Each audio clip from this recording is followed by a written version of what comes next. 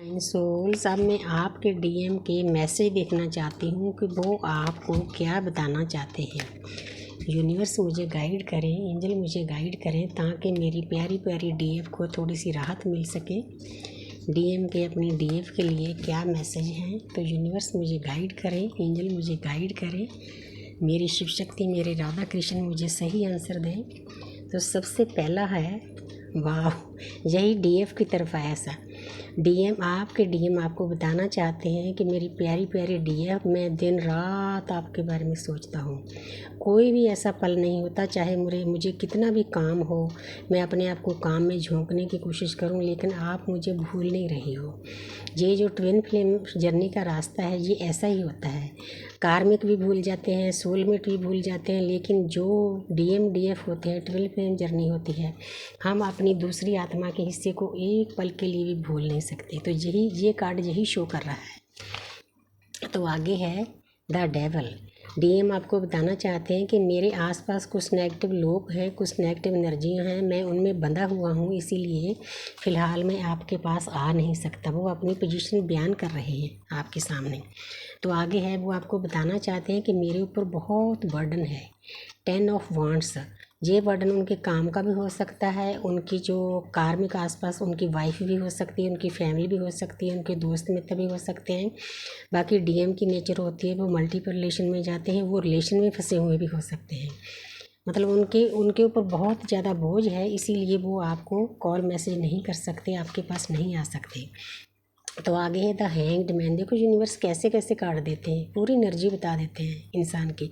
Hanged man, वो अपने आप को लटका हुआ महसूस करते हैं। मैं आपको यहाँ बताना चाहती हूँ कि डीएम पहले अपने डीएफ की कदर नहीं करते। डीएफ उनको इतना अनकंडीशनल प्यार करती है, इतनी केयर करती है, इतनी नर्चिंग होती है, मतलब उनको हर चीज़ समझाने की कोशिश करती है कि हमारी एक जर्नी है, हमने इसके ऊपर चलना है, लेकिन डीएम ध्यान नहीं देते। वो अपनी डीएफ को छोड़कर, मतलब उनको इतना दर्द देकर जाते हैं, उनकी आत्मा तक हिल जाती है, तो उसके बाद वो अपने कार्मिक रिश्तों में चले जाते हैं।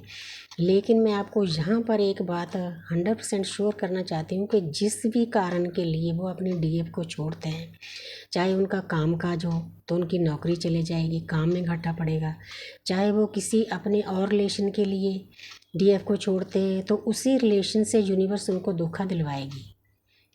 ये एक लॉ है यूनिवर्स का।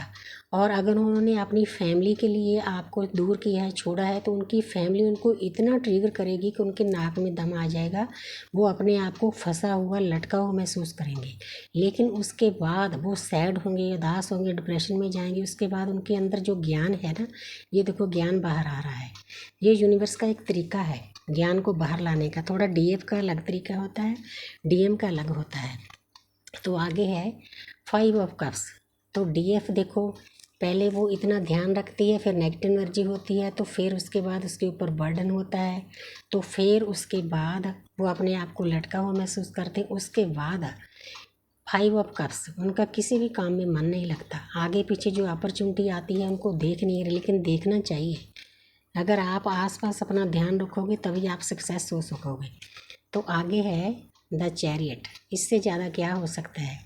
तो डीएफ लगी हुई है अपनी शिव शक्ति बैलेंस करने के लिए, कि उसको मालूम है कि मैंने क्या करना है। नेगेटिव एनर्जियों को दूर करके, अपने बर्डन को हल्का करके, जो आप लटके हुए हैं उसको सही रास्ते पर लाकर आपने अपनी शिव शक्ति बैलेंस करनी है। और जो 7 नंबर है, 7 नंबर केतु का होता है। केतु ज्ञान का कारक होता है, पीछे येलो कलर है, उनको सभी तरह का ज्ञान प्राप्त हो रहा है। और यूनिवर्स की ब्लेसिंग, रेड क्रॉस की ब्लेसिंग, कहीं ना कहीं से कोई दृश्य शक्ति उनको हर टाइम मदद कर रही है। इसलिए आपको किसी बात की चिंता नहीं करनी। आप इस जर्नी को पार करोगे, बशर्ते कि आपका रास्ता चलने का सही हो। Thank you universe, thank you angels.